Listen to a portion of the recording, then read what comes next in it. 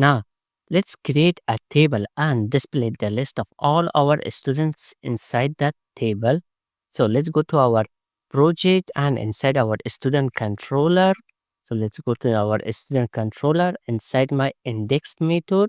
Before the return, in here we will fetch all our students. So let's fetch them by typing student all.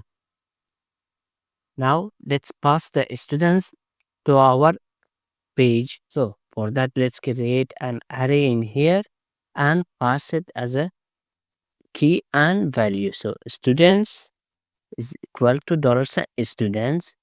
That's it for our controller.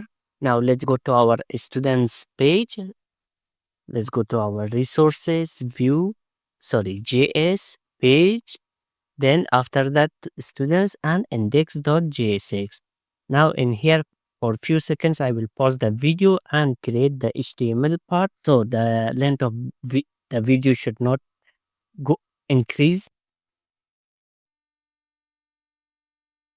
Now I have updated my students index so that I just added this table and my table have table head, but I keep the table body empty so we can create it together.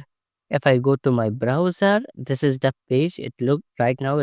Looks like this: the student page and the empty table. So let's create the table body also to display the list of our students. So let's go to our project and in the before this, let's we don't need these variables. Now we have to call in here our students the same name that we gave in our controller. So it's better to copy and paste it here.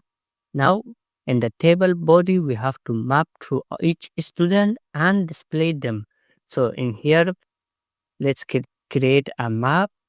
So for that we will type students dot map, and in here we will create an arrow function with student and index.